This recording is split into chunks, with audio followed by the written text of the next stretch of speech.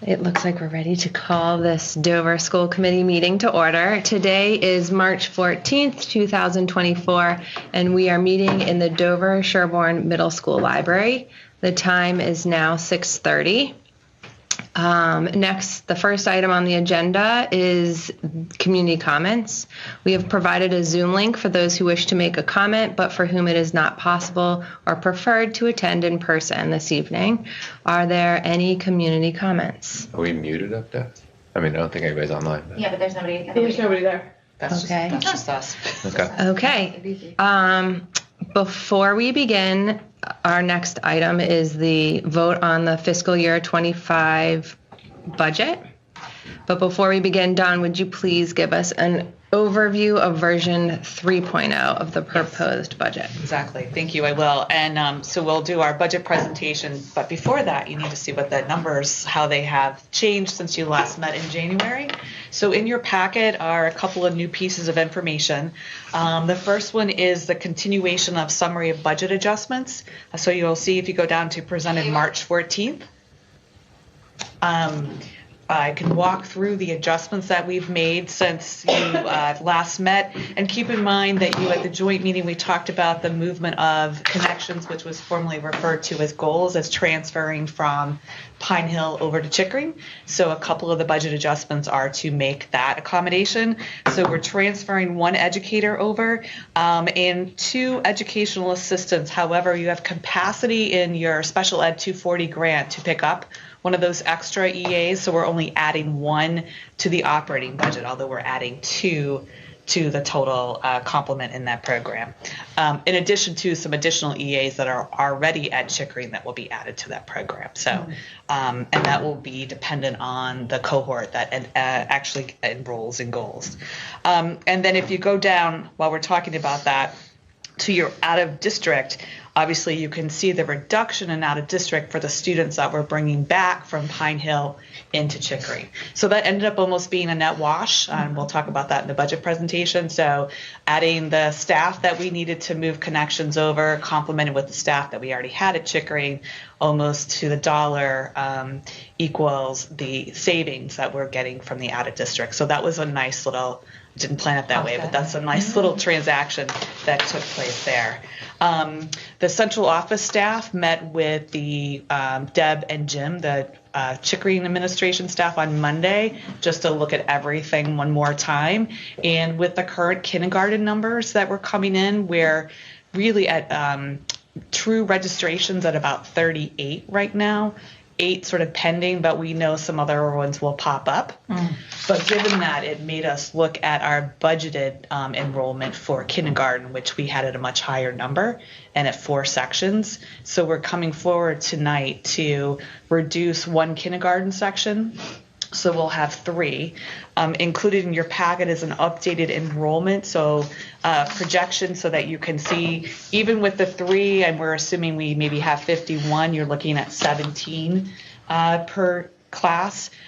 We have capacity to go up to 66 because that's the high end, 22. So we're not changing ourselves at all. There's plenty of capacity there if we get a few surprises in kindergarten. And keep in mind too that our kindergarten classes are staffed each with an educational assistant. So with that also comes out an educational assistant. I'll add another, keep in mind, we took a reduction for the retirement. You noticed the last go around. So all we're doing is we're taking the rest of that educator's position out. So that's why it seems on the low side, because we'd already taken a reduction for the staff member who's retiring. So the good piece about that is that because we have someone retiring, we're not having to tell someone they don't have a job next year. We just won't fill that position because from the retirement. Okay. So it's actually a nice way to have that happen. So it wasn't like we had to cut a section and then go look to see who we might have to, reduce in force. That's a huge drop then on kindergarten, isn't it? It's wild. There's such there is huge variation in kindergarten. Is there any explanation to the No. variation? Who buys the houses and how old their kids are? Oh my goodness! I was looking at it's. And we had a one year we actually had a lower census, and then the number jumped which was good. We had 4 sections, which was fine. But I don't, even if we have a lot of room to jump. Right. I mean, you had, 2014 was the last time you were below 60. Yes, so it will fluctuate, and it's just the nature of living in a small town and sort of the dynamics that are happening both in the housing market and the economy right now. Okay, thank you. And the last reduction that we have is when we went back and looked at, as you know, the math curriculum was a hefty price tag for us as a one-time piece of it's a one-time ask.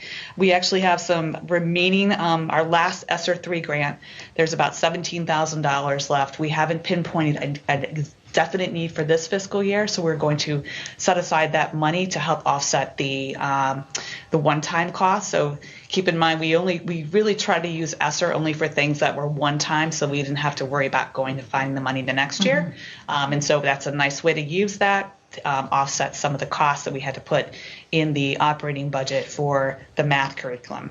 So with all of those adjustments, we're looking at a further reduction in the budget as it was presented in November 21st, down another $122,000. So that puts us at 4.86%, which is a much better place to be than when we started at 8.83, and much better than we were at 6. And I think we're obviously maintaining and only making better the operations at Chickering. And in your packet too was just an updated fiscal year 25 projection for the out of district, showing the 2 students who are moving back to Dover. So that just gives you a complete picture of everything. So that's moving back into Dover, but not back into the school system. Yeah, no, moving back into school system. Oh, back into the school system. Yeah. They were the Pine Hill. The Pine Hill. Kind of. Oh, right. Yeah. Yes. Thank you. So they were an out-of-district student, and now they're Understood. going to Now be they're in back in district. Yeah. district. Got it. It's an anomaly that we get to play around with here. Yeah. And Sherburne has the opposite. So now Right. they have out of district instead of in district. Is there any physical changes that have to come with the revised setup? Like, No. it's not a. No, it's just a typical classroom. It is. Yeah, and it's a pull-out, so they're still in their own classroom, in their own grade level classrooms, and then they just get Sub-separate. pulled out, right? Sub-separate. They get pulled out for services and additional support. Oh, great. So they're still part of a class in the school. Which is what mandated by Massachusetts law anyhow, right? To Yeah. the Well, best you that can we still can. have a complete out of district, or you can have a standalone. Classroom. Yes. But to If- your point, least restricted. So as much as you can include them in the classroom. Yeah. One question on where we're offsetting the new math curriculum. We haven't actually got the final presentation on that stuff yet, right? April 2nd. Okay. Yeah. Yes. But as I explained, and I'll talk about it in the presentation as well, regardless of which one is selected to move forward with, the first year costs are sort of the same. Yeah. It's more of the out year cost. So that's why we were able to move forward with the budget, not knowing which one was going to be selected, because at the end of the day, they almost were the same price for year 1. Okay. Thank you. Any questions on those new adjustments? Okay. So Liz, back to you. Okay, so at this point, we would open it to the public to ask questions, but we don't have. You're going to We're open. gonna- I'm gonna do a You're gonna presentation. open the public hearing, right? Which you don't have in your packet. Oh, yeah. So I should do this? Is your presentation part of the open session? Yeah. Okay. Okay, so at this point, I would like to open the public hearing on the proposed fiscal year 25 budget. As a school committee, we've been working on this since October and have reviewed and revised the budget a number of times since then. We believe we have developed a fiscally responsible budget that supports the schools and district's goals. We are thankful to the taxpayers and town for making sure that we're able to provide an excellent education for our children. I will now turn it over to Beth to say a few words. Thank you. So first and foremost, I want to thank Dawn for all of her hard work behind the scenes, working with the educators and the administrators in the buildings, and crunching all the numbers and trying to get us to think smarter about how we use money, but still provide an excellent education for our students. We'd like to thank all of you for coming along on this journey with us and looking at each of the 3 budgets very carefully to make sure that we're maintaining our academic excellence and reaching our district goals. And of course, the taxpayers, as Liz mentioned, for funding our excellent schools. So this process actually begins in October. when the principals work with their instructional leaders to look at the needs for each grade level in each department or discipline. They then put forth a proposal and bring it to central office. They meet with Dawn, myself. Denny looks at it through the lens of teaching and learning, and Kate McCarthy through the lens of special education and student services, and we go through the budgets together. We then bring you version 1.0 over time. During the winter, we're able to take into account perhaps some retirements or adjustments in staffing, adjustments in programs, adjustments in curriculum. Most often, version 2.0 is a reduction from version 1.0. And then come February, we meet with Dover Warrant to go over the proposed budget and answer any questions that they have.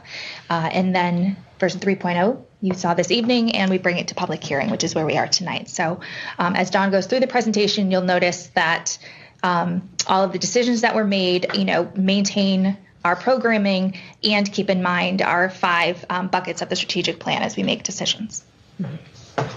Great. So we'll just recap some of the work that we've been doing since November, just for our community to hear, is that our budget assumptions. So we are budgeting regular school operations with somewhat level enrollment. That's, we are looking at just one reduction, but basically level enrollment for all the other pieces, right? So one classroom, but everything else needs to stay the same. We obviously work to build the budget in compliance with the town's guidance, which is level service. So we try to keep. They don't want us to cut to meet a number that they were trying to look at. They want us to still maintain those services that we're doing, and they will hopefully be able to fund that. As Beth mentioned, we always are looking to any new additions that we add or programs that we add to make sure they're in alignment with our district strategy. I think the first 2 really sort of fall into the math curriculum that we've talked about, and I'm sure when Denny presents that presentation, you'll see how those 2 fall in there. And then we're continuing just to assess the elementary specifically still are sort of seeing some of the effects of the COVID hybrid, remote, et cetera. And so you know that we've been adding extra counseling services like we did last year to sort of to compensate for that. So we'll talk about budget drivers, and as we discussed, we'll look at our budget in 2 pieces: the in-district, which is the operations at Chickering, versus the out-of-district, which is your 3 residents age 3 through 22 who may need to go to out-of-district placements. So for purposes of our in-district, obviously payroll is 85% of the budget. So it's people in the building supporting our students. And the key budget drivers for payroll this year were all of our agreed upon contractual agreements have an increase of 3%. And on top of that, in the educators contract, because they also have the steps and lanes, you're looking at it on average an additional 1.6%. So if you take the educators budgeted money from fiscal year 24, you're looking at about a 4.6% increase to get us to the next fiscal year. And as we've mentioned in previous recent meetings, we currently do not have a ratified contract for the educational assistants, but we'll be getting that work in the next couple of weeks. And obviously, staffing is based on enrollment and our student educational needs, and I think the 2 adjustments that we just spoke about sort of speak to that, and we will look at another slide, a couple slides below in the presentation that talk about the impact on enrollment and student educational needs and how it impacts the budget.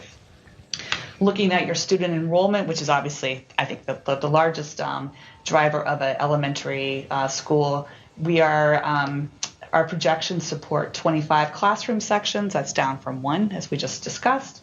Our current enrollment is 475. We're projecting 462, and just as a reminder for the community, our class size policy is 17 to 22, and everything that we have in the budget right now is in compliance with that guideline. We're continuing to do trend budgeting. If you remember in your detailed budget by line item, you saw some red, which means we'll go, and if we realize that we don't need an amount in a budget and it's because it's justified, we'll reduce it. We're always really good too about if there's one-time expenses to make sure they come out of the base budget. And it'll be this case for next year with the cost of the new math curriculum that will be relieved from the budget. And the only thing that will stay in there is the cost we need for the continuity of that program, most likely the materials. And I think another important piece to talk about in the in-district, and we don't really give this enough airtime sometimes because we really never talk about the revenues per se. We always talk about the expenses. But the town does receive Chapter 70 funding on behalf of the school because we exist and how many students we have and the composition of our students. And so the preliminary number for Dover to receive in fiscal year 25 to offset some of the school operating expenses is about $1 million. So I think that's a significant number that's important that when you look at your total budget, think about automatically taking off $1 million of that, and that's really what the taxpayers are paying. So our budget drivers on the added district obviously are placements, right? So we're projecting 19 placements in fiscal year 25. That's just one up from fiscal year 18. Our net increase in tuition costs is $70,000. We are seeing approximately 4% increases on all of our tuitions for fiscal year 25. And we're seeing a larger increase in transportation cost because that can fluctuate, one, based on number of placements. So we've gone up one. And it also is dependent on the miles. So we have had some schools that are further away from us, and that drives up the per pupil cost for those transportation costs, which is driving the $72,000 increase, although it's actually more than your tuition increase, which doesn't sometimes make sense, but you have to know the components of that. And we're seeing approximately 4% increase in our cost per mile, and that, as you know, is provided, the majority of our transportation is provided by Accept Collaborative. And then it's also important to remember, here's another offset where you're going to take your budget, take away the $1 million for Chapter 70, you can also take away about $1.3 million that we're going to get from Circuit Breaker. Because remember, Dover's budget has 100% cost of out of district. We do not take into account that we're going to receive any circuit breaker. And I think that's an anomaly. If you go to other towns, you don't see that. And that's just a mechanism that Dover's always had in place. They know they're going to probably have that. And if you go to town meeting, when you see that they're going to use free cash against the budget, I always felt comfortable with that because there's $1 million right there that they budgeted that they really don't have to raise taxes for because they know circuit breaker is coming in.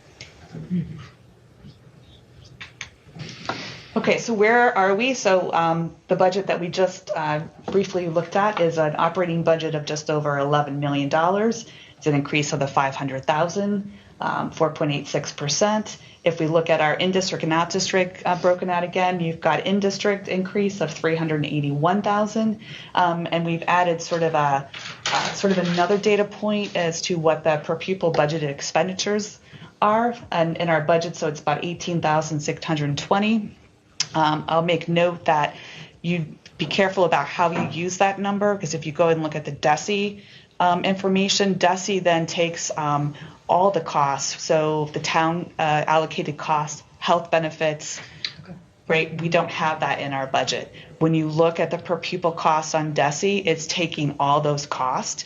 And that's what we do when we do our end of the year report that you'll say that I file on time.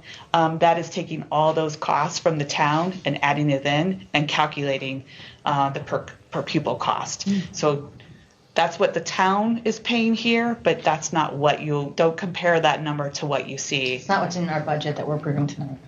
That's what's in your budget. That is, but yeah. not the town. Exactly, Yeah. exactly. And our added district is increased $142,500. So that you got the $70,000 in tuition, the $72,500 in transportation. That's 5.5%. So I always think it's interesting to look and see where we came from. So last year we were at a 3.94% increase. Our in district was actually about the same. Sort of that's interesting, and our out of district was just a little bit lower. But our per pupil budgeted expenditures in 24 was $17,308. However, if you take the $524,000 and you divide it by the 462 we're projecting, it's almost 1,100. So you do expect that to go up every year because of the cost of education. Sorry. So I know this is a lot of numbers, but just for anyone out there, this is 3 years of actual, this year's budget and fiscal year 25's budget, just so you can sort of scan across and see the categories. So we've got salaries, other educational expenditures, our transportation costs, and obviously the building and grounds. We don't necessarily have grounds at Chickering, but we do in our other schools. And there's your total in district.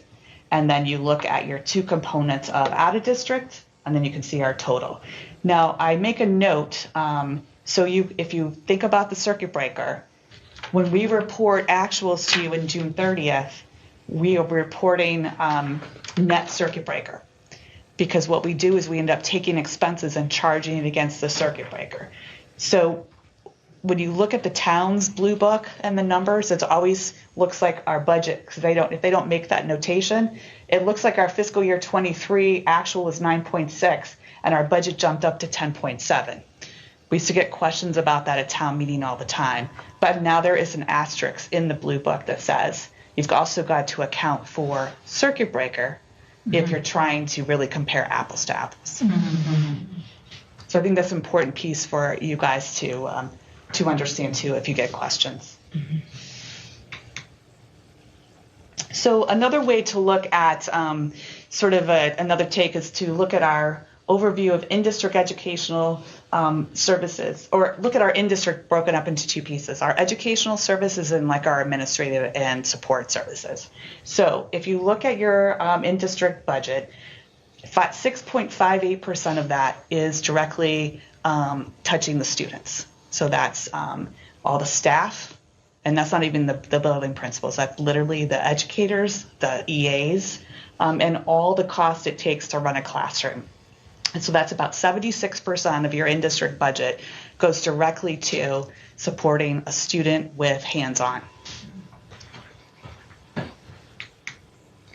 And in that is where we saw some of our significant budget adjustments. So we talked about the implementation of the new math curriculum. We have a one-time cost of the program of $45,000. Now that has been adjusted for the $17,000 that we're using for ESSER funds. So the $45,000 is the net increase that we're putting in your operating budget. And then the 0.5 FTE math coach, because remember, we have a request at each elementary school to make the shared position a full position in each building. So that initiative for next year is $95,000 increase. Correspondingly, and again, I don't make this work, but it just happens, the reduction in the one kindergarten educator and the corresponding educational assistant is a net decrease of $95,000. So those two sort of actually net to zero. That's crazy. No, right? It's almost like I did not plan it that way. And then we had the ins and outs of the connections program and the added district, and that ended up being a net. So if you think about that, it makes sense why our increase from 24 to 25 was in the same ballpark, even though we had all of this going on, is because this all netted. I thought it was one question. Yeah. I thought it was a reduction in a teacher. Is it the kindergarten teachers? That's how it worked out. Yeah, the section that we're dropping is a kindergarten section. So it worked out beautifully. Well, it's not necessarily that's where the staff member left. Oh, I got you. Yeah. I see what you're saying. That's how it read to me. Yeah. Okay. Yeah. Thank you. Okay, so on the other side is sort of the support services. So we have approximately $2 million of our budget that is administrative and related support services, and the staffing from there is made up of all the shared staffing that you have at central office, and that encompasses quite a few people. The building-based staff, including the principal, the assistant principal, and your administrative assistants in the front office, and then you have facilities. Those are the custodians. And then on the expenditure side, which is higher than the operating costs in the in-district, is your transportation costs, which is just under $300,000. everything it costs for the building, and maintenance expenses, including all utilities, and then just general non-instructional operating expenses, such as the fees that we pay to accept, MASC, our legal fees, things like that will be sitting in there. So I think that's a good way to look at sort of the in-district as far as operational, that we really put as much of our budget as we can into direct services to our students. Can I ask you a question on the transportation costs? I saw that we went up, and I'm trying to make sense of the notation in our first version. So we were in our last year of a 5-year contract, and is that price now reflecting the next 5-year cycle? Have we negotiated that yet? No, Not yet. So we'll go out to, so the fiscal year 25 is the 5th year.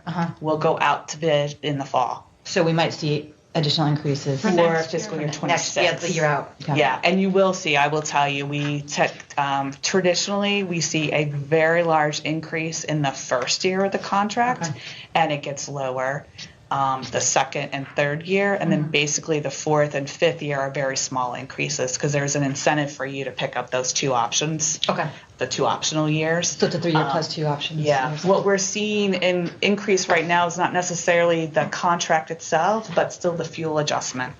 Okay.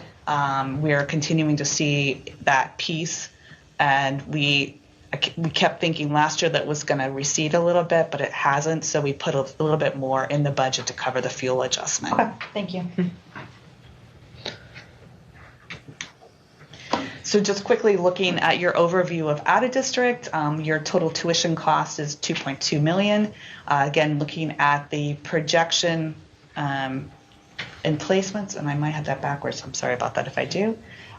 We have, I think it's good to look at the age of the placements because it gives you a feel of when they may be rolling off of our budget.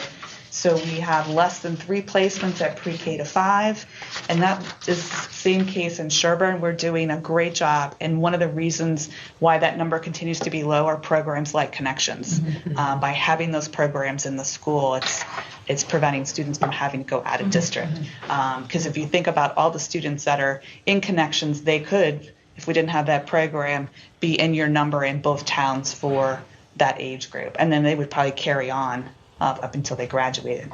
The bulk of our placements are at the 6 to 12, and then we have 4 placements that are 12 plus. And so those are the ones that over the next couple years will age out or graduate. So that should give us some relief in our tuition costs as long as we don't find other placements to come in and take over. And again, the transportation in total is $445,000, and as I mentioned, we are fortunate enough to transport the majority of our students with Accept. So that's sort of the in-district, and that's out-of-district, and the money that we're asking the town to fund the school. I think it's important to also highlight the federal and state entitlement grants that we receive, because if by chance those grants ever went away, these would be monies that we would need to work into the operating fund. So I think it's important for you guys to understand that and for the town to understand that too. So we get a special education grant, and it's based on really our number of students in the district who are receiving special education services. It's a derivative of that. We get approximately $160,000, and we use all of that to pay for educational assistants. So if you remember looking at your staffing report, we mentioned how many educational assistants we have, but we also said how many are funded through the education, the 240, and we had some capacity, as you know, as I mentioned, for the second addition that we needed to the budget for Connections to use the grant. So it was very helpful in that respect. And then we have some various title grants. They're not large dollars, but they definitely provide huge benefits to us. It covers our mentoring program, tutoring supports for students who fall under the Title I guidelines, and also some professional development. Going back to your special education line item, I feel like I should have done this, but I don't. Are all special education services provided pursuant to IEPs, or are there? Yeah, it is. Yes. There's that connection. Yes. Okay. Thank you. Yeah, you have to be on an IEP to be considered, and then in that very The very structured very grids way, of- absolutely. of services, et cetera. Thank you. And we are eligible when you start having more special education programs in district, you can also be eligible for circuit breaker. So if they meet that threshold, just like a student who's out of district, then there are opportunities for us to recoup interesting. some of those. So there is an incentive to have in-district programs that are highly specialized programs, because there is another avenue for reimbursement Okay, that's for helpful. those. Thank And you. we have in the past received some reimbursement on students. We have enough students now, though, to almost make the cohort, the expenses are more spread over more students. Understood. So it's harder to meet the threshold. Yep. But back when we had smaller programs, we were definitely hitting the threshold, because we might have one educator with 1 or 2 students. Okay. I have one more question for the out of district. When was the Connections program started, or when should we expect to see that the numbers will continue to go down in light of having more in district supports? Like the numbers look higher for the older kids. Do we expect that trend to decrease over time? We should exactly, Okay. because Connections started at elementary. We had a lower grade Connections, then Pine Hill added a upper grade Connection, so they had 2 connection programs. Got it. And then there is a progression to add the supports here, K-12, for that population to continue. So they're just great. now getting to that where we're ready to see students potentially. So it also, so if you remember when Kate McCarthy was here, she talked about the special education review. Any new programming, it's important to make sure you've got the right parameters and the right sort of definition of what the program is supposed to do and what students are right for that. And that's where we probably were straying a little bit. They reined us in. So we don't have an upper goals right now, because the students that were in upper goals really didn't need to be in a program like that. Okay. But our lower goals, we were doing right, and we have a cohort. So one thing you will see at Chickering probably in the next year or 2 is the potential for us to add a upper goals, so that there is that continuity. Because right now we just have the lower goals. And as those students stay in the program and age up, we will probably have to add a upper goals program. Like what Pine Hill had to do. Exactly. So keep that in mind, because in a year or 2, we probably will be here saying that we do need to add a staff member so that we can have that continuity, the continuum of the program when those children age up into the 3, 4, 5 grade. So the last slide is a thank you. So before we go to the thank you slide, is there any other questions on just the budget in general? Thank you. So there's a thank you. So obviously we thank the town of Dover, because they've always been very, I think, generous with the support for education here in town. But as we know, it also pays them dividends with the market, real estate market, and the attractiveness of moving to Dover. I also think it's very special. I think you should go out to the Dover PTO. They're such a huge contribution to the school, both in the support financial that they provide, but also the community building that they do with parents and families. And I think it's one of those things that make Chickering so special, is sort of the strength of the PTO. And I will have to say, many years ago, I was actually president PTO, treasurer of PTO, and it makes me feel good to see how strong it still has, because not all schools have been able to maintain that. And you guys have your board stays strong. The activities that you do are only getting stronger, and it's what makes a difference at Chickering. So I second that. Yeah. Rose, absolutely. For yeah, sure. so I think, and that's a huge, when we're talking to the community, I think that all the volunteers out there who work for the PTO and the community members who are not even in the school who support some of the fundraisers, it's important, because it's what makes, I think, Chickering such a special place. Agreed. Thank you, Dawn. Thank you Yeah, so much. it's really Appreciate it. incredible. Like, you take such a complicated thing and explain it in a way that hope that's the case. It really is remarkable. Thank you. Okay, so we are now going to take a vote to approve the fiscal year 2025 budget. Do I have a motion to approve the fiscal year 2025 budget as presented? I move to approve the budget. Thank you. May I have a second? Second. Any discussion? All in favor? Any opposed? So the motion carries unanimously. Okay, thank you. Thank Should I you. just close this?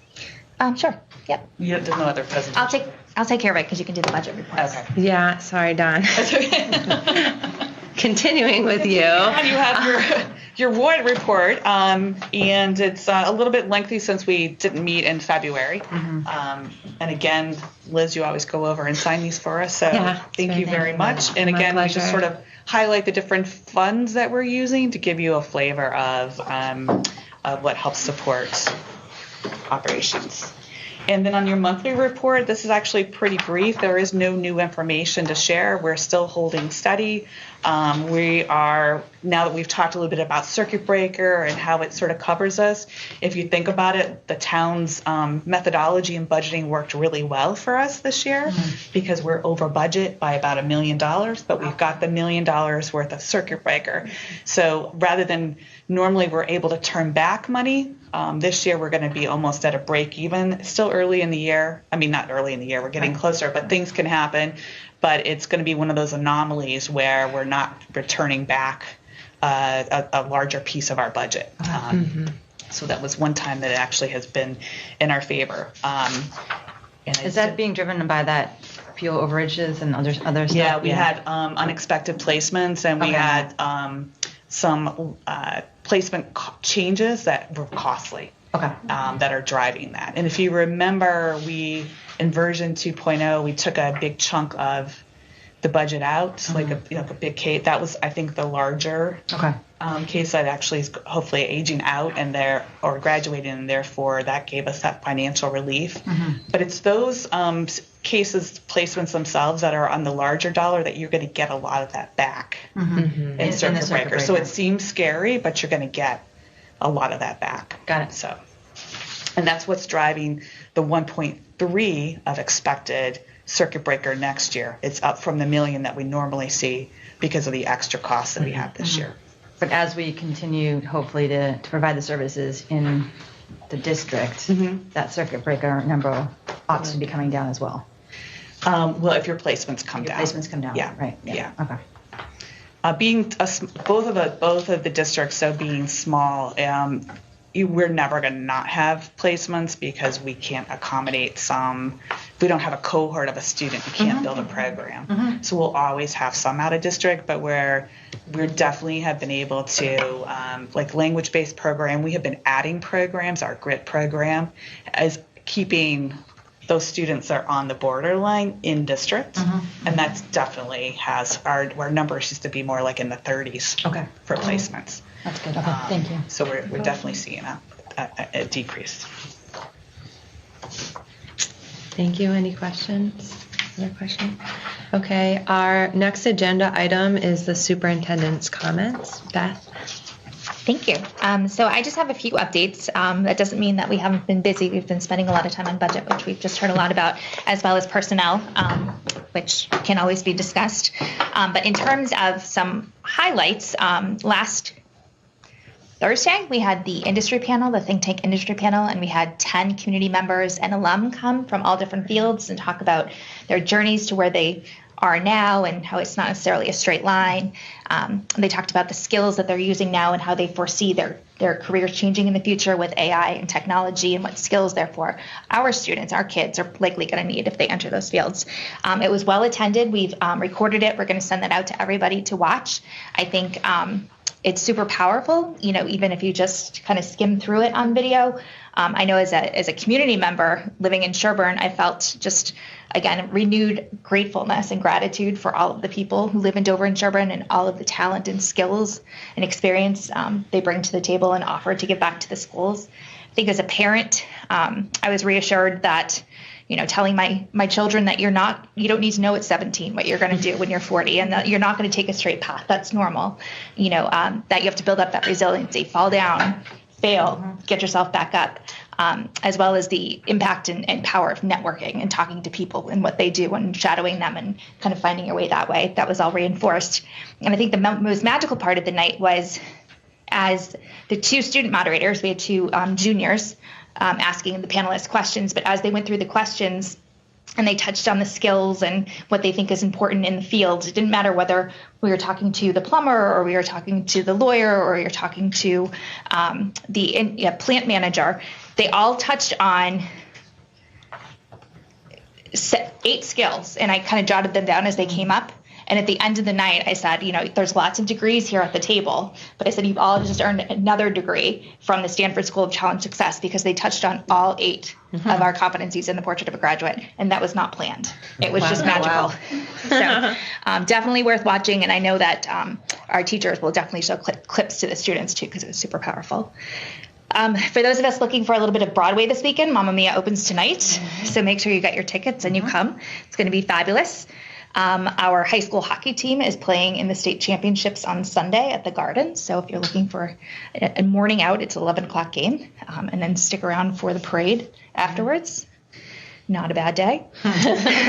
And then lastly, on March 27th, similar to the industry panel, we're going to have a college panel where we have college representatives and professors from all different kinds and sizes of schools coming to talk about how the admissions process is changing, especially now that AI can write your essays for you. Yeah. And how can we, help our students stand out against the pack as more and more students have high GPAs and leadership experience and, athletics under their belt. How can they look unique and therefore be picked for admission? So definitely encourage you to come to that. And lastly, as Dawn mentioned, we're going to be starting negotiations with our educational assistants. As you well know, the MOA has been signed by both the school committee and the DSEA. And thanks to Liz for offering to serve on the negotiation team. So more to come on that. Yeah, sure, no problem. And that's it for now. Happy to take questions or comments. Anybody questions, comments? Okay. So this brings us to the discussion items. The first, we have a couple tonight. The first is a first read of the revisions to the Accept Collaborative Agreement.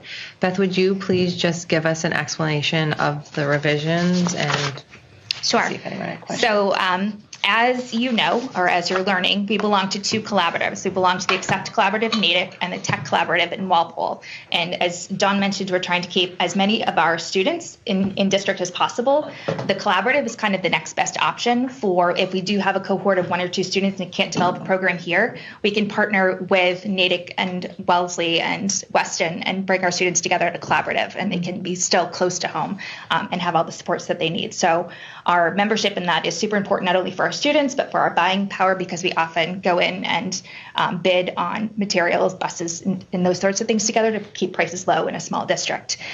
So the agreement that all the districts sign for the Accept Collaborative hasn't been updated since 2015. So the leadership of the Accept Collaborative sat down with DESE and made some revisions. As you see, it's all redlined here. The only significant change is that Westboro has asked to join the collaborative, which is only a positive thing because there'll be more students, there'll be more revenue coming in, more buying power. Otherwise, it's just a lot of wordsmithing or clarifying information. So there's nothing significant for you to consider, in my opinion. You each June nominate someone to serve on the board of directors for the collaboratives. That's typically the superintendent. So I go to the monthly board meetings.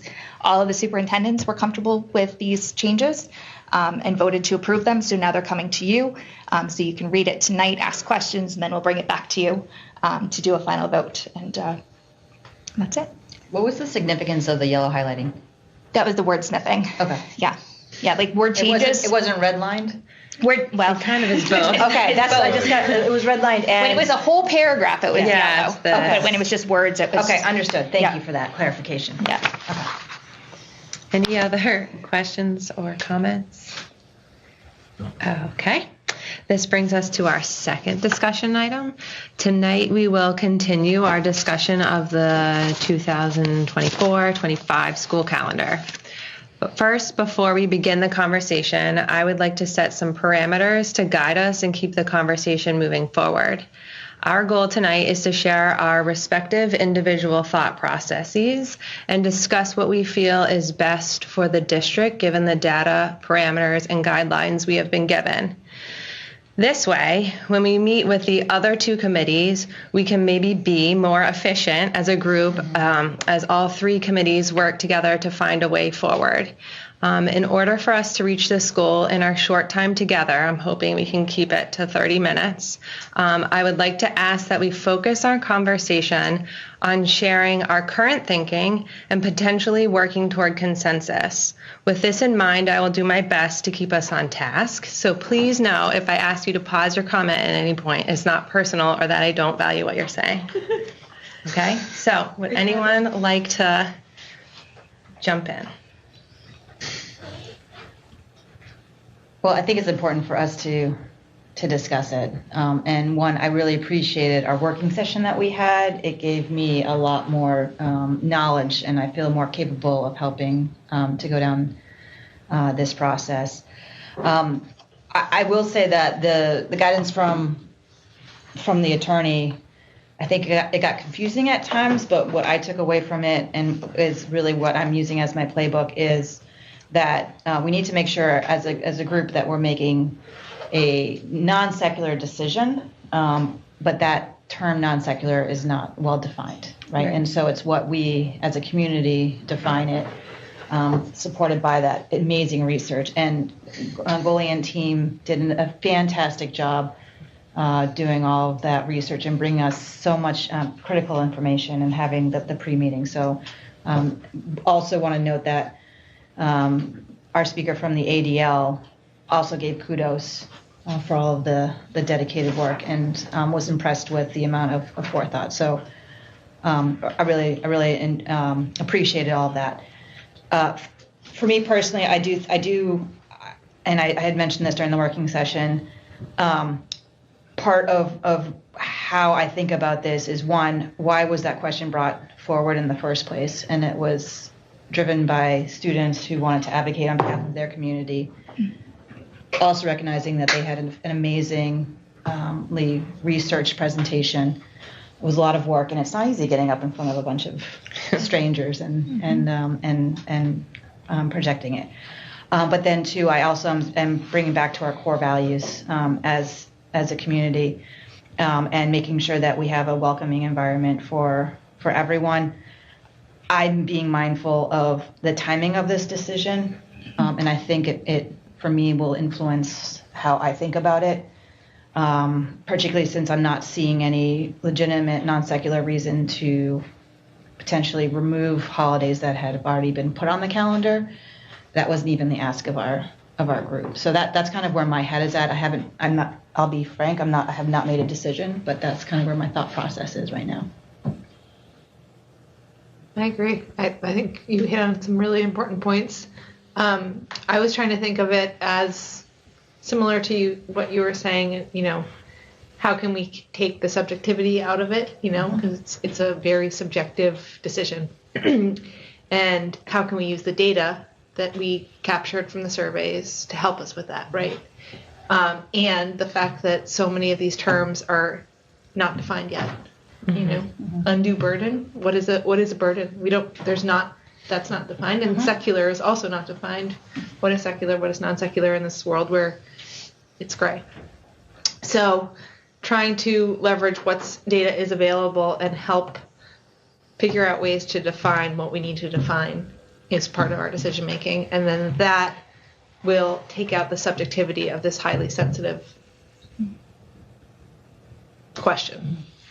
So as I think about that, I think my next train of thought was like, what is a burden? What is a burden to the school, right? Like, is it when 10 teachers are absent, or 15 kids are out of a classroom, like, is that a burden, right? So I don't know what that is, but my hope is that we could define something similar as a benchmark for this exercise, and then try to put that against what we know about the population at the given time. It's not going to be perfect. It's it's a little bit of an art and a little bit of a science, and it's a little bit of policy. But it takes away the sensitivity as an approach to this question. It hasn't been defined, right? Like, we don't know what undue burden is, but can we, as a group, come up with, ask the administration to define that? Is if there is an illness in the classroom, when do they shut down the classroom? Something that's kind of a defined metric that is a burden to the classroom and then a burden to the school. If 10 teachers call out, you can't run a school. And I also know that Chickering and the Pine Hill would be the place where that decision is probably most strongest, because I think you mentioned that the middle and upper schools have more flexibility to support. Teachers can go across classrooms more easily. Mm-hmm. So perhaps if we're trying to make a decision across all 3 districts, we could consider Chickering and Pine Hill as kind of the test case for this. Because test. Yeah. Because it's not going to be in the middle and high school, right? Because we're going to try to follow suit. So can we, within Chickering and Pine Hill, can do the same exercise, come up with the definition of what we describe as undue burden, and then matched against what we know about the population, and know that this is not a forever thing, right? Like, we can change this. So if the population changes or if it doesn't work, then we can change it. Mm-hmm. The final part about that I was thinking through is, so there's going to be people that are unhappy with the decision. Can we create policy to scaffold and support those that it does not work for? If it ends up that there are certain holidays that are not part of our decision to include, what can we do to support those students to make sure they felt heard and seen, and when they need to be absent for those holidays, that their teachers have the support that they need to support the students in being absent? Yeah, I have similar thinking and would add join what both of you said. Like, there's the numbers and the logistics, but I also took from that workshop part of the secularness can be our values as a community. Mm-hmm. And so I feel like that should be kind of part of the definition. And then depending on what we decide, whether it's rolling back holidays, moving them, adding them, we can watch our attendance, both staff, students, and have something that we're, even as the population changes, I mean, in a decade, we might not be the same community per se. So something that we gift the community to use to compare holidays and numbers to. For me, that too makes it easier to decide why something should or should not be added to the calendar. Any other? I think for me, it was really helpful to understand the history of when we added holidays in the past. And it was pretty clear sort of the reasons why our predecessors made the decision at that time, because it became very difficult to run the schools. Like, if you had a lot of teachers calling out on, I think it was Good Friday that actually started it, and we didn't actually get full answers of when the Jewish holidays or the rationale behind that, but I imagine it was similar. We had a lot of teachers calling out based on some of the surveys that we saw. Like, those were the holidays that it seemed like teachers were like, well, if we have school that day, I'm going to have to take a personal day. So I think that's setting a little bit of a precedent in the past, and I don't think that's a bad way to go forward too, is try to understand when are we at a threshold. Right. It's very clear that there are students who are not feeling heard, and there's community members who aren't feeling heard. So I do agree with you, Jesse, that we do need to make sure that there are stronger policies in place, or more overt policies that teachers are aware of, and it's not like they kind of shrug it off and I only have one student who celebrates that, so I'm not going to really worry about that. I think it's important that that's focused on. But yeah, I would look at it from a logistical operation and making sure that we can run the school. And I think we already have a lot of disruption throughout the year with the different holidays that we're trying to accommodate. We do have a lot of half days. There are other things that interrupt the school day. So adding additional holidays, I find a little bit challenging to add. I don't know that we have enough evidence to show that we can peel back to just federal if we'd be able to operate with that schedule necessarily, but that's a piece that I would think any of this would be a trial. If we did pull it back, like, okay, let's see how this year goes. How many teachers are calling out sick? How many students are calling out sick on those days? And look at it as a one-year trial if we were to go to the point of pulling back all the holidays. But my stance, I don't see a world where I am right now where I would support adding additional holidays to the schedule based on what I've seen. Just thinking about what you're saying, like, it almost feels like we need a little bit of like a student bill of rights. Like, you know, if you're going to take this day off for your holiday, like, you have access to certain things. Like your teacher will either give you the notes or connect you to a student in your class to get the notes, that there's like a stronger support system, because it is as less so in the elementary schools, but more in the upper grades. When you miss a day, even if there's not a test or homework, you still miss the actual class learning, and that can be super stressful, obviously, because like you said, this is why we were presented with the question to begin with. Yeah. People feel stressed. Yeah. Yeah, and I felt honored to be part of this task force. I learned a lot from everybody in the task force, and it was really, really amazing experience for me. And you did a great job leading the task force. And I agree with all of you. I think the students, when they came and asked us, showed that although we have a policy, it's probably they don't feel comfortable asking for it. And I think we need to make it more strong, and then make it communicated with the families and students to make sure that they are speaking up, they are using the days that they need to take off comfortably. And also, I think, like you said, Jesse, we need to see what we can define as burden. As well as, I know that it's not going to be perfect, but as best as we can, define the burden, and probably at Chickering and Pine Hill build a kind of a threshold and go from there. And but maybe we can, when we get to a point that we think it's a good threshold and policy and framework, we can keep it for future. And as the community and demographic changes, we can always use that guideline as our changing, adding, removing holidays, or so, because we have a definition. And just to point out too, having been the Dover committee member appointed to the policy subcommittee, we are meeting tomorrow, right? So I can bring these comments back to the subcommittee.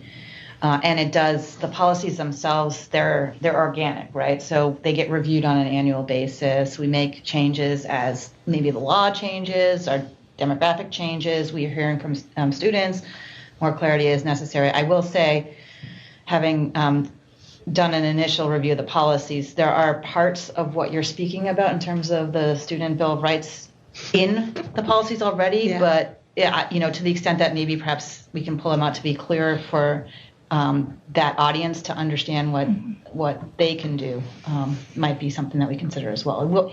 But my point being is it ought not to be a lot of work. Yeah, and communicating that out, I think, honors the values of our community, and making our students like really feel that. It kind of feels like it might be a little unknown, but just making it like a more organic part of who we are. Yeah, often policies are buried, and they're put together and they're there, but unless you're really looking for them, it's hard to come about. I don't know if the Bill of Rights can include this, but something along a way, I don't really know what that means, but something to the extent where we can, in reflecting our values, highlight the holidays themselves. Like something that we could add into the policy for the kids to say, I'm going to take this holiday off and I'm going to enjoy it. It's going to be like, I'm going to experience it. Because I think what happens a lot of times is you take the holiday off and you're like caught between two worlds, right? You're in Temple, but you're thinking about your work, and then you go home and you can't really make up. Well, something where it reflects like, enjoy this time off. We value your time, and we value your time with your family, would be a really powerful message, I think. Agreed. Yeah. Okay. And when you come back, like, we'll make it easy for you to re-enter. You don't have to retest the next day. Yeah. Exactly. You'll be And seen. you'll have a connection to the notes from the class. Right. But that this is your special day. You've noted it as your special day. And we be respect 100% that present in your special day, and we respect that. as a school community. Yeah. I'll just add, as I was going back to refresh my memory as to when the first Good Friday was taken off, there were memos in our archives in each August, beginning of the year, that the superintendent would send out to all the schools with all the religious holidays, and it was a strong memo saying plan your year accordingly. Oh, good. Right? Good. So That that's still happens. right. But it was like And I don't think there's a lot of accountability. yeah, but this was a pretty, just make sure here's a plan your academics, your calendar, so that it might be a light day Great. in what you're doing. So And that's something we could reinforce with the student bill of rights. Like the teachers are told to plan accordingly.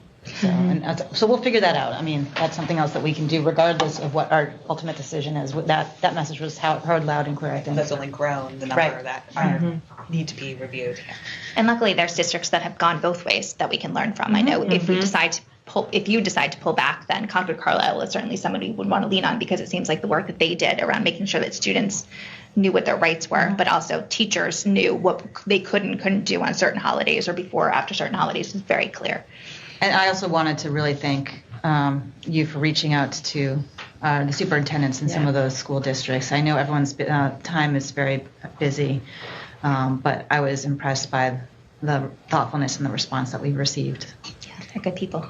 Yeah, that was the last thing I was going to say. Like, kudos to like all members, not just the school committee, but and the teachers that were on this. Like, we have exhausted all resources of information. Like, the research has definitely been done, and we're really lucky that everyone really dove in. So, thank you guys.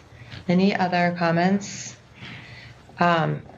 We'll be voting on this at the next joint school committee meeting, so we'll just need to be flexible in our thinking and try and come to a consensus that's, thoughtful for the whole district. I guess, sorry, one comment. Where you started this, one of the goals, like, to make sure we're somewhat aligned. Like, is anybody feeling that they would want to add the additional holidays? Like, should we talk through that right now? What are we voting on? How is the vote structured? I don't know. Well, so I was going to suggest that we kind of start with a straw poll to see where people are at, if they had to decide in that moment, and see how desperate the three committees are, and then have some discussion. And then once hopefully there was some consensus or a small majority, if there's such a thing, that somebody would make a motion.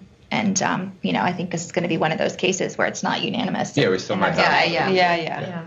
So you'd make a motion to adopt X calendar. Is there a way that we can get any additional data or talk to Dr. Reineman or talk to the other principals about like undue burden? Yeah, so I'm happy to share that. Asked, though, right? I did ask. Okay. Yeah, so I can share that now with you, or I can share it with all three committees. But we meet. I meet with the four principals every Thursday morning, and this came up last week, which is what is the definition of undue burden in their perspective. And again, it's very different elementary and secondary. I think undue burden at the secondary level is more so on the students, because teachers can easily give materials and pair decks and things to read and activities through Google Classroom, right? So even if a teacher is absent, the students can continue to learn if they do attend school. And there can be a, science teacher covering the math teacher's class while the kids do their math work, on their computers. I think the difficult part of the secondary level is the students, because as you know, when you miss a day of school, to your point, Jesse, you want to be able to focus on your family, focus on the celebration, but you know that you're going to be going back to a pile of homework, right? So I don't think there's a solution to that. So I think, generally speaking, if you're saying if there's a certain number of teachers out at the secondary level, I mean, that threshold is a lot higher because people can cover for each other. I worry about the students. And so, like, if 50% of the class is out, will the teacher continue with rigorous learning? Probably not. So is that a day of rigorous learning in general? Probably not. At the elementary level, it's a lot trickier, and it's all in how you define a day of meaningful learning, right? So teachers at the elementary level, as you well know, teach all subjects, right? And so when they're absent, they can leave plans and a substitute can implement them, or an educational assistant can implement them, or sometimes we can pull, a music teacher to implement, a second grade classroom. But it's never the same as when the actual teacher's there, because they know the kids, they know all 4 curriculums. I don't know. But is there like, everybody couldn't take a personal day on the same day? No. So I like, mean- is there like a number that then we like don't even have that many subs to call, or like? Yeah, so the elementary principals had a hard time defining that. I mean, they, in a typical day, could get between 3 and 5 subs to cover the class, and that would be not pulling educational assistants and not pulling specialists to cover classes. So can we say 4 is like a undue burden? No, because we typically have more than 4 out. So because we have other 6 ways to. 6 is an undue burden? I mean, I'm just... I think it's going to be higher than that. Yeah, see, to really say that you can't have school.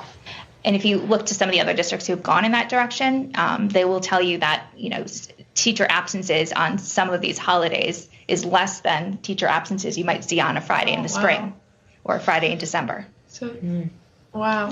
Yeah. So just much more admiration for our principals for making the school day happen for all of our kids. So it doesn't work as well. I mean, the idea of an undue burden is just... That's helpful. No, because That's really helpful. Yeah.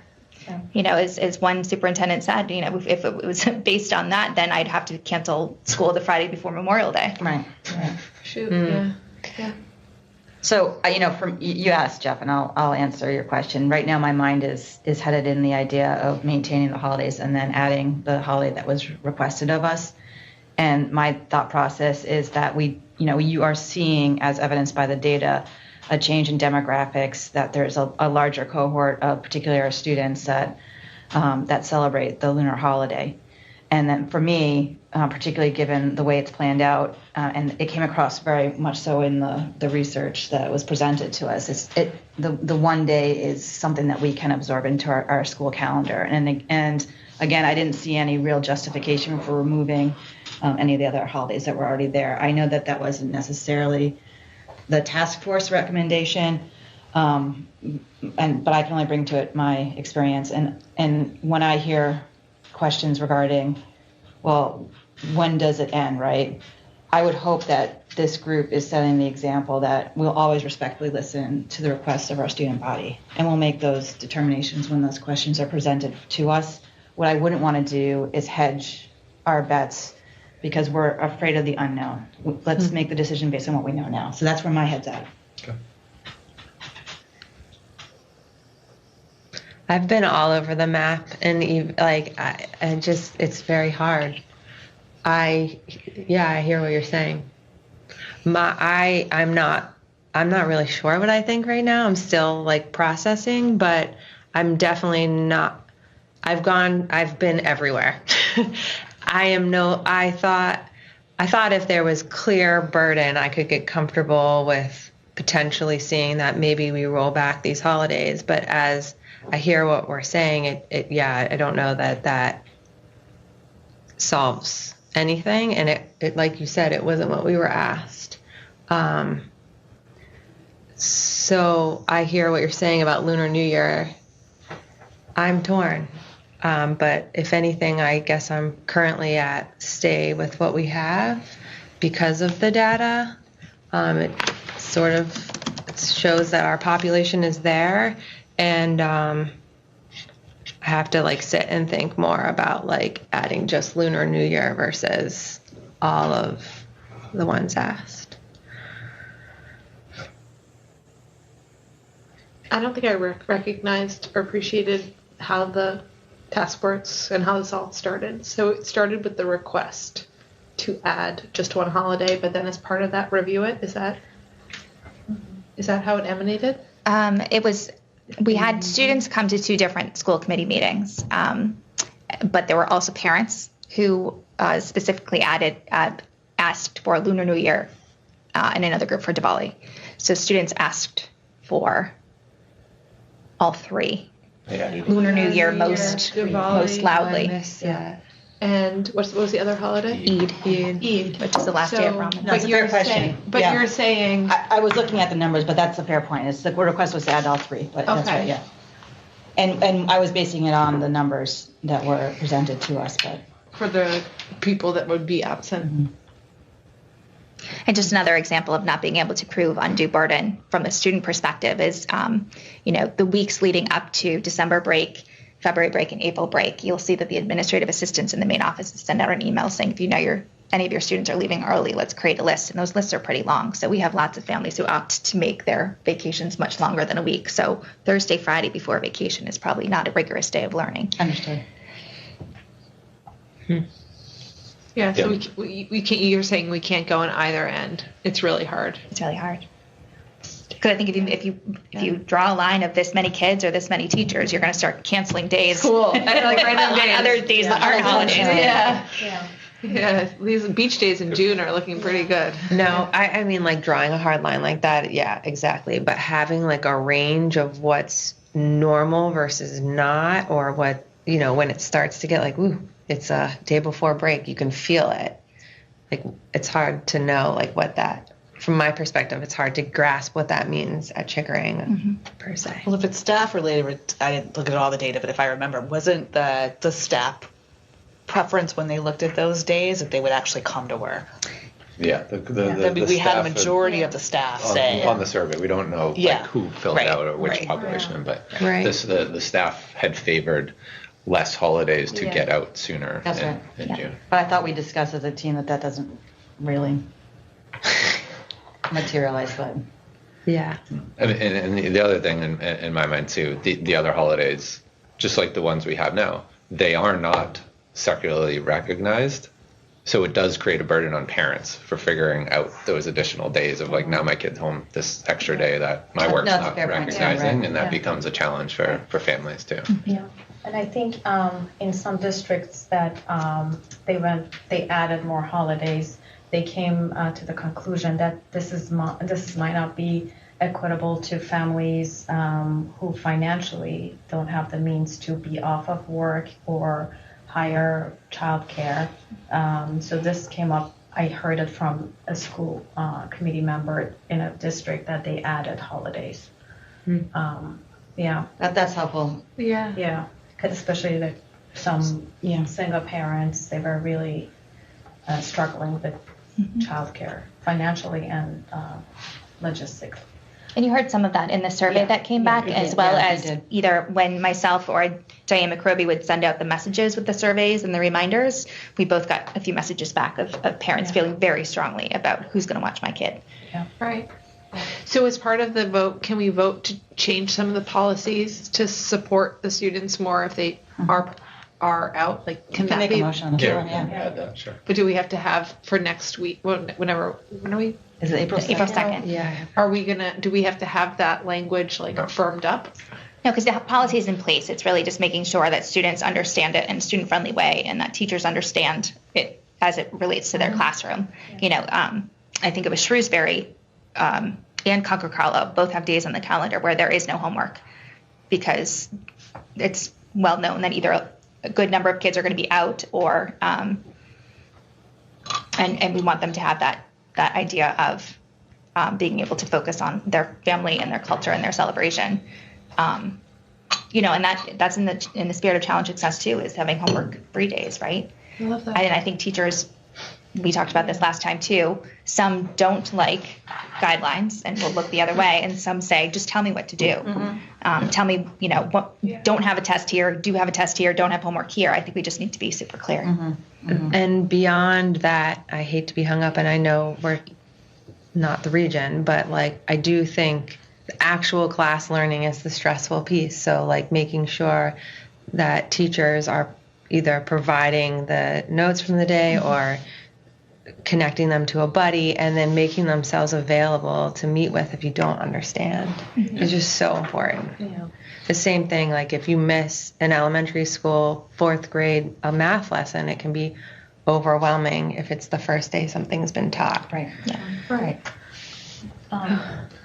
In response to your question, Jeff, since I went through all the surveys with the task force and also discussion with everybody, where my mind is, I know this is not the perfect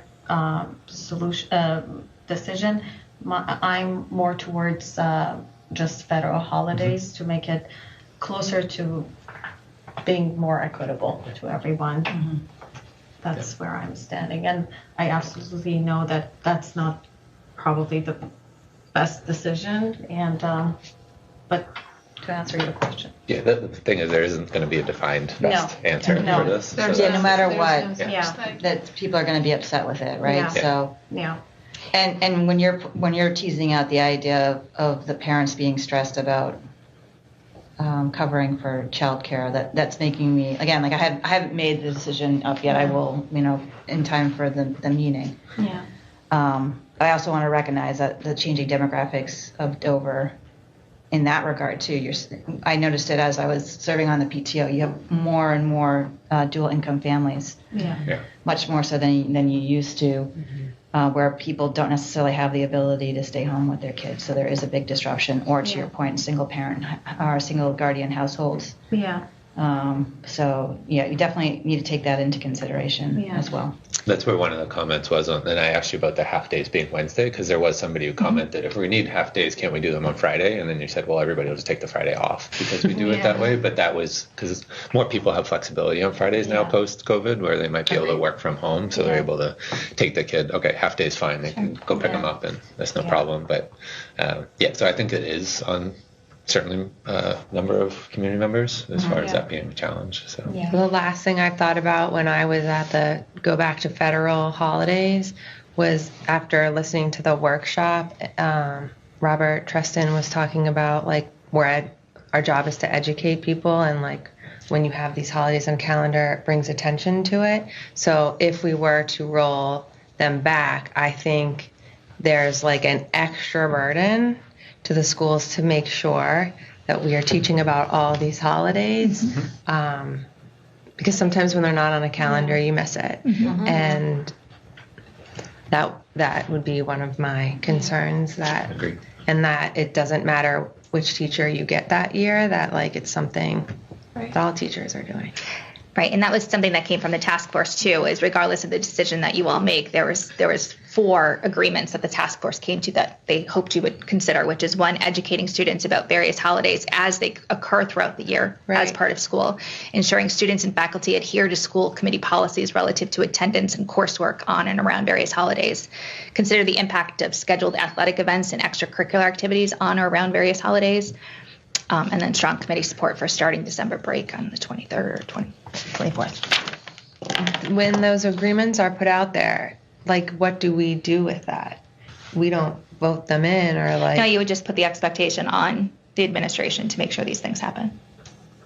It's like it would get rolled into like our goals. Like the goals are set, then we ask Right. for updates tracking to that goal. right? We monitor for Trends, yeah. trends. Yeah. And this is a one-year decision. Right. I think we all just Yeah, need we to look at the keep, calendar every and then we year. Like, watch, technically, we look at the calendar every year and approve the calendar. Yeah. It's always open. and for- hopefully we'll keep like updating the data. Yeah. There was one of Okay. the calendars, I think it was Lexington. It was very nicely done. They had an attachment to the main calendar with all the holidays, and there was a link on each holiday that you could go click and learn about that holiday. I thought that was very helpful. And if we can make it as a project for, I don't know, middle school kids to work on it, I think we discussed it. Yeah, Denny's already started yeah. that. Yeah. Yeah, it's great. Nice. Great. Thank you all. Thank you. Like, this was really helpful just to have time together to think about it. Okay, this brings us to our action items. We've got a few. Okay, so we have a couple of action items to discuss, which also require a vote. The first is the annual school committee vote on the Massachusetts School Choice Law. The Massachusetts School Choice Law is a vote on whether to allow non-Dover Sherborne students to attend our schools. Beth, would you mind explaining this a little further to give us some perspective of what we've historically done? Sure.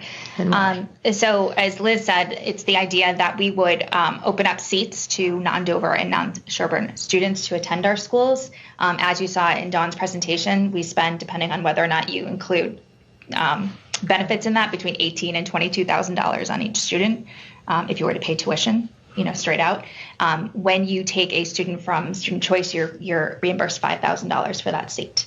from the sending town. So there's a huge discrepancy in what we give versus what we spend. I think the intent there was for school systems to have an opportunity to build revenue, especially larger schools, systems that have lots of classrooms with empty seats. When you're in a tiny district like Dover-Sherburne, just looking at the enrollment again, and you look at, well, 3 sections can be between 51 and 66. If you're at 65 and then you let 2 school choice students in, okay, now we need 4 sections, right? And there's also been an interest in the past 10 years about increasing the number of METCO students that we have. So we've been careful to kind of monitor when we do have open seats that we know will probably be open for a while without changing numbers of sections to invite an additional METCO student in. So past practice has been to vote no, not to participate. Because of the financial burden and the Potential of having to add a section because it's we're so tiny that 1 or 2 students makes a difference. Thank you.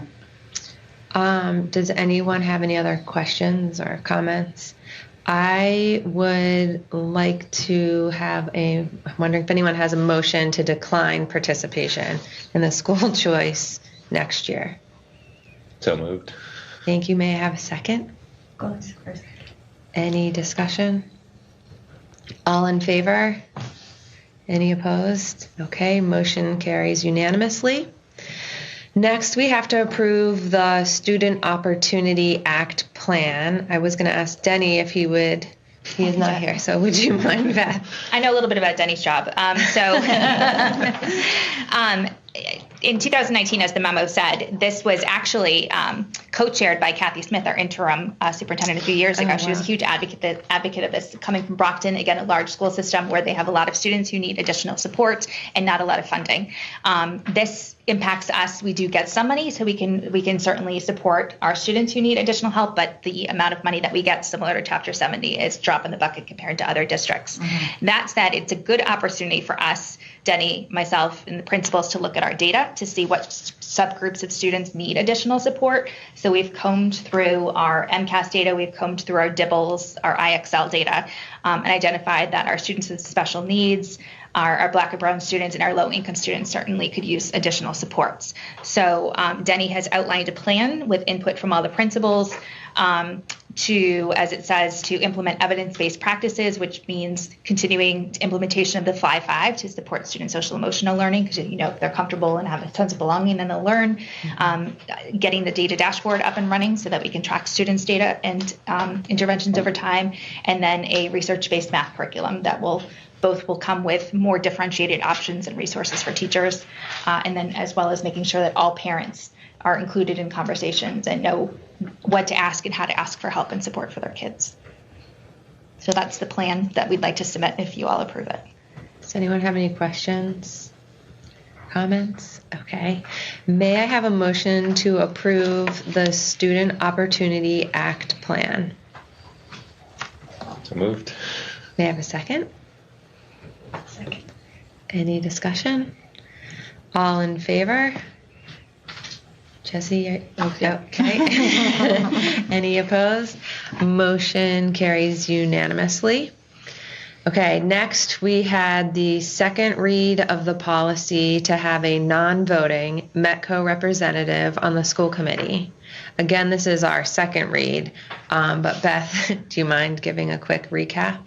No. So again, for years, the school committees kind of comes and goes. The topic had looked at wanting a Boston parent to serve on the school committee. Initially, the idea was they would be a voting member, but the way that Dover and Sherburne bylaws are written, you have to actually have residence here in order to vote. So they have been keeping their eyes open. Other METCO districts have moved in this direction of having a non-voting member on their school committees. The question was, do we have 1 or do we have 3? Most school committees in most towns, there's 1 with 5 or 7 people. We have 3, 16 people. So the idea was to add 1 to each committee. And as I think Jesse said at a recent meeting, and I've noticed over time, just having different perspectives at the table and reminding ourselves that we service Dover, Sherburne, and Boston students, and that sometimes their dynamic and their experience is different, and we need to take that into account, is super important. I know that from being a host mom, it was time to have an open house or an evening event, and it's like, we got to make sure that so and so can stay over. And I think it's sometimes easy for some of us to forget that. So having that voice and that advocacy, I think, is going to be super powerful. Mm-hmm. Did anyone have any questions or comments? Okay. Do I have a motion to approve the addition of a non-voting Metco representative to the Dover School Committee? So moved. Yeah. May I have a second? Second. Any discussion? All in favor? No opposed, so the motion carries unanimously. Finally, we have a request for use of the Chickering School for a fundraiser. Don, would you please explain the request and traditionally how we've Let handled me go this? back in time again. The invites have already been sent. Yes. Usually this request comes in a little bit earlier, but actually it was the PTO that was pretty instrumental in having the town change their bylaws probably 10 or 12 years ago, because there is a state bylaw that allows alcohol to be in public buildings if it's approved by the school committee or whoever. So that's the bylaw, Chapter 80. So when the town passed that, now you'll actually see a lot of liquor licenses actually approved on the town site, because a lot of them are some of the public buildings. So you have to ask, the PTO has to come and ask permission for the school committee to, one, use the space, and two, to be able to serve alcohol during non-school hours. So with that approval, this letter then goes and supports them asking for the liquor license at the selectmen's meeting. So the last time that this happened was in 2016, and really it was the PTO too, because we used to have our fundraisers out at other venues where it was much more expensive, and so much of our ticket price went to cover the event. And by having the Chickering, it's a way to keep a lot of the ticket price in the proceeds and not being paying to the rental and the caterers. So it's a great way to run a very cost-effective fundraiser. And it's a lot of fun for the parents, actually, to be there in the school to have it. The auction's usually always in the cafeteria, and it's just something. It spurs on more because you're actually in the building where all the work takes place and the money's going to go. Yeah. And I will just put stomp the fact that these are all volunteers, and since it hasn't happened since 2016, Yeah, I got like sucked into the COVID I vacuum. can see why perhaps this was brought to our attention now. But appreciate for Dawn your historical context. That's super helpful. And I think the last one was at some farm or farm, something, yeah, so yeah. it might have gotten lost in like the generations turnover. Oh, most definitely. Yeah. Well, also if you think about COVID, right? And you only do a fundraiser every Every other, years, yeah. yeah. Okay, so any other questions or comments? May I have a motion to approve the PTO request? So moved. May I have a second? Second. Any discussion? All in favor? Any opposed? No? Okay, motion carries unanimously. And Liz, I brought a copy of the letter for you to sign, and then I can bring it back in. Perfect. Thank you. Okay. Moving on to our consent items. Our next agenda item is the consent agenda. We'll be approving the minutes from our last meeting on January 16th. Does anyone have any changes or notes that they would like to make? Looked good to me. Good. Okay, may I have a motion to approve the consent agenda? Chloe, may I have a second? Second. Thank you. Any discussion? All in favor? Any opposed? No. Motion carries unanimously. Okay. Finally, we are getting down to the last things here. We have additionally in your packets, you will find the Chickering newsletter from February 14th and 28th. You will also find the regional school committee minutes from February 6th and the Sherborne school committee minutes from February 6th as well for your review. Also, I'd like to note that our next meeting will be on April 2nd. Just please note that the start time is at 5:30 p.m., which is a little different. We will meet jointly with the Sherborne School Committee, and the focus will be on the elementary math pilot and updates on the literacy curriculum. Okay, good.